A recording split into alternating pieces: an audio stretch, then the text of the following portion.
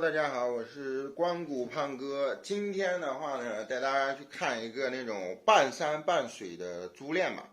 这种租链之前从来没有给大家看过，而且我讲的也比较少。很重要的一点原因就是，之前我在缅甸或者在别的地方的时候，这种租链还没有完全起来。现在的话，市场上已经有很多这种租链了，但是不是特别多。如果有喜欢这种半山半水这种东西的话，今天的话咱们就一起去看一下。这种东西还是不多的啊。如果你想挑出一串珠链以上那么多颗，每一颗都是半山半水的，其实也不是很容易，对吧？今天咱就去看一下。但是这种今天去看的可能品质不是那种很顶级的那种品质啊。不过没关系，半山半水的它依然满足这些要求，好吧？现在跟我走。来看一下这个珠链，就是我说的啊，半山半水的哦。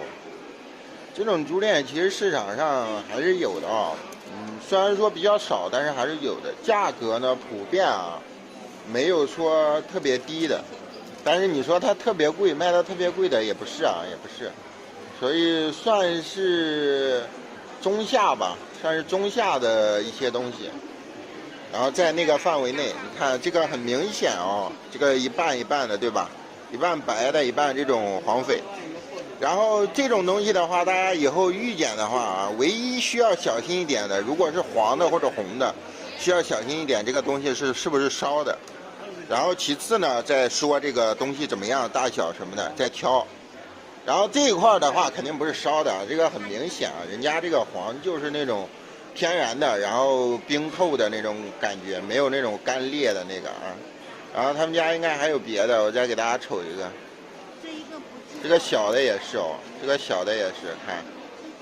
不过也是这种黄的，跟那个是一模一样的呢，一半是黄的，然后一半是白的，半山半水。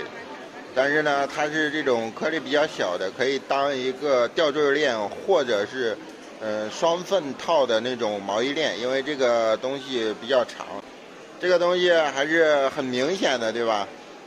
所以半山半水不单单是这种黄翡啊，半山半水不单单是黄翡，还有别的。他们家应该还有，我再给大家瞅瞅。这个吧，这个其实也算啊，给大家看一下啊。这个其实也算啊，但是它没有刚才那个那么好。那个是每一颗几乎啊，都是一半是白的，一半是黄的，而且很均匀，几乎都在中间。然后一半是黄的，一半是那个的。就是它中间跟有一个分割线似的，就是很明显。但是这个呢，就偏一点点花的飘花，然后有一点点乱了。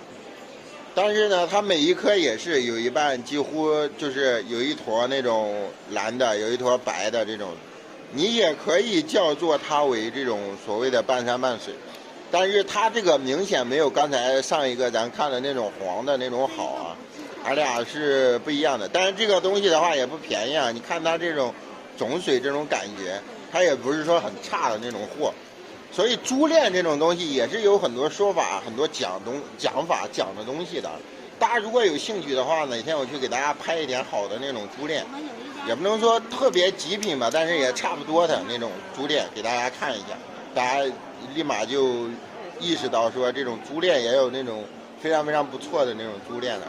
像这些的话，一般都是比较一般的啊，就是算是中下等的一些东西，它也没有说很差，但是呢也不到中等，连中等都不到那种东西，算是中下等，但是价格也是不是很低的啊。这个需要好好跟他聊一聊，因为确实品质还可以。今天的话就到这儿吧，大家如果对珠链喜欢的，就是下回我给大家专门拍。